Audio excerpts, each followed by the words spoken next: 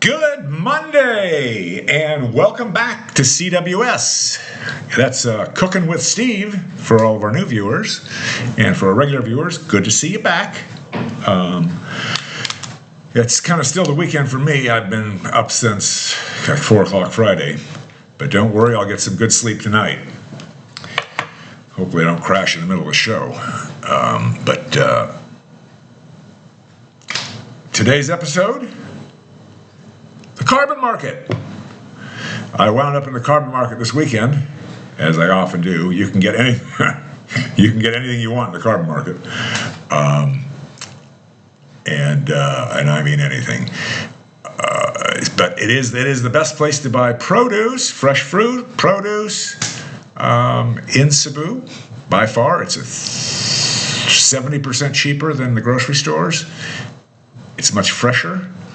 And if I go to the grocery store, I buy lettuce at the carbon market, it might be 100, 150, 200 pesos per kilo, which is about $1 or $2 per pound.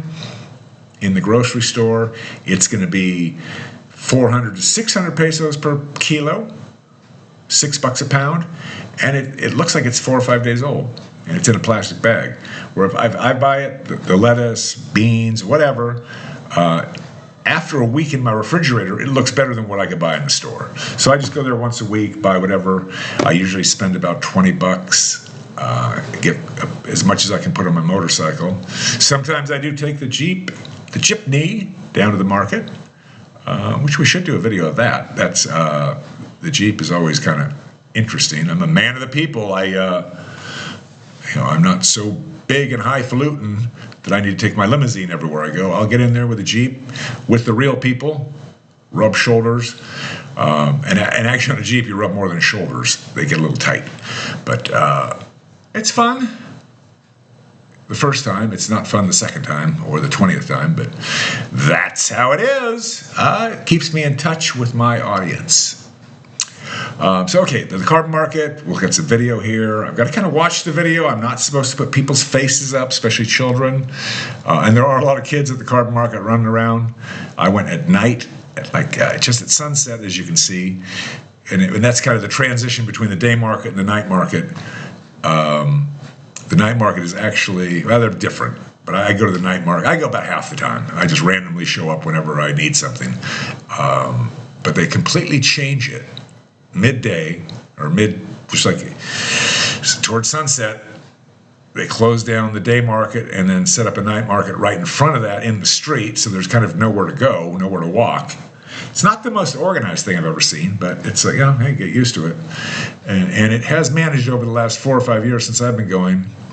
It seems to get more disorganized every week.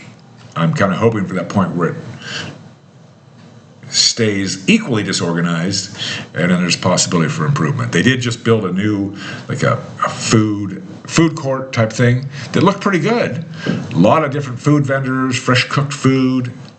That was about a year and a half ago. They just shut it down, and now they're tearing it down because they're in the process of building another one. They haven't completed the other one yet. And this is kind of how they do things in the Philippines. I think someone's making some money from building that. So they come up with a new idea, tear down the old one before they complete the new one, and just complete disarray. But that makes it interesting. And we've got here's some yellow bananas, green banana. I buy the green bananas. Those are, I think, they're natural bananas. The yellow bananas, the Cavendish bananas, those are man-made bananas, created in England, of all places, of course. And those are what you see everywhere in the world. The green bananas are much cheaper. They're like 15 pesos per kilo, which is like almost nothing, 15 cents a pound. The yellow ones are 60 to 80 pesos, like 80 cents a pound. They're 100 pesos more than that in the store. But interestingly enough, the bananas are less expensive in the United States. I don't know what the current price of bananas, but I remember them being 49 cents per pound, which is about 80 pesos per kilo. No, about 30 or 40 pesos per kilo. 40 pesos per kilo. But the bananas in the U.S. are very efficient. Could do a whole video on that. Actually, there are videos on that. If you've heard the term Banana Republic, that's when the American Fruit Company or whatever, the company that is now Chiquita Banana, went down to South America and took over a couple countries, killed the presidents, put in their own presidents. They had problems with that, so the CIA got involved. Hey, we got to have cheap bananas in the U.S. if we've got to wipe out these governments and some of the people who live here. That's what we have to do, but we need bananas. And now you can thank them for that because you have 39-cent per pound bananas year-round everywhere in the United States. Might be more than that now. But down here, another booth here. These are, this is a bitter gourd. It's kind of bitter, but it's supposed to be healthy. I can't remember, they're $1 a pound, something like that. You cut them in half, take the seeds out, cook them, steam them, fry them, however you want to do it. I usually kind of saute them with some sunflower seeds. Actually, is a very good pairing. Sunflower seeds, garlic, whatever. And here we have salt. Salt. There's 4 vendors that sell salt right next to each other. And it's nice to watch them continually handling the salt, making it into a mountain like a sandcastle. Everyone touching the salt. Yum, yum. Especially you want to put that on the food after it's cooked and sprinkle it right on, right before you eat it. You don't want to cook all that flavor out. And you can just see by the crowds here, this mass of people. It all works. It's a little crowded. There's motorcycles and these little tricycle things driving through, kind of in the way. Everyone just kind of moving around. In the Philippines, it's very tight here, very crowded. People are very giving. Just like on the road, they expect you to get out of the way, and you don't have to, but if you don't get out of the way, the bus will just mow you down. So that's just how it is. The right-of-way is based on how much money you have or how large your vehicle is, from the best that I can figure out.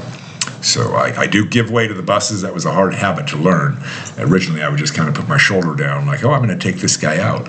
And then I kind of realized that I'm on a motorcycle that's about the size of a bicycle, and this bus is like a normal bus from anywhere in the world, going 50 miles an hour on a road designed for 20, with a driver that doesn't know how to drive, and probably bad brakes. All that. You give them room. There is no such thing as your lane, my lane in the Philippines. It's just a road, and if there's a bus in what you would call your lane, you pull off the road or up on the sidewalk, whatever, and give them some space. Because they might have 40, 50 people in there. They've got priority. But okay, always interested in the carbon market. There's a meat market also. It's pretty much just in the morning. I don't go there very much. Right now, I should have got pictures, but I'm a little leery of the pictures. I'm not supposed to show faces, especially kids. And right now in the meat market, there's just people sleeping on the tables that they're going to be cutting meat on tonight. There's cats on there walking around. It's kind of fun to watch, but kids running around. There's a lot of kids here. People live just outside the market, or inside the market. A lot of people sleeping. It's interesting. It's a must visit when you're in Cebu. There is actually a market in Metro Manila in Quezon City. It's very nice. It's almost a tourist destination. It just shows if they want, they can have a very organized market. It's very nice looking. The aisles are wider. They don't have buses or jeeps or cars or horses going through the middle of the market. It's just people on foot. Maybe they'll have a little cart.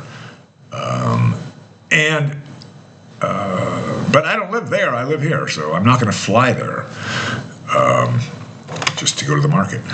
So you have to learn to deal with it. It's fun, always interesting, and never know what you see.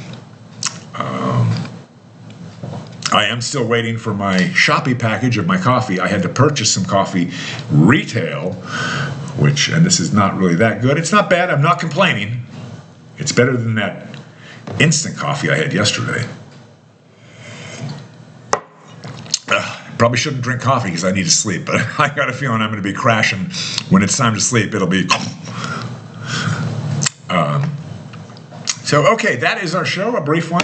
I did find the timer here. That's not that brief. It's 9 minutes, 40 seconds. So I'm trying to keep it under 10 seconds. that wraps up our show. We did make some, well, no, it doesn't wrap up our show. I already forgot something. Looks like we're going over 10 minutes. I did have to re-edit and fix a couple videos from a video from yesterday. I'm not sure what happened. We had some issue with the U.S. government. I think they might have got into my computer. Who knows? But problem resolved. I put the phone on hold. We won't be getting calls during the show. And then our art of the day, I've got over right there. And you'll notice that it's tied on with a rope because I have a hook on my door, but it was not designed to hang artwork. It was designed to hang a towel or something like that, whatever. It wasn't even designed. I just had a hook and I stuck it there. And the hook is too low to hang artwork unless I bend the camera down. And my camera won't bend down, but unless I'm sitting down like this. Yeah, you can see my artwork. So I used a rope, and I'm pretty good with a rope. Maybe I should do a video on knot tying. But that's for another day. That's going to be a wrap. We will see you on the next one. Thank you very much.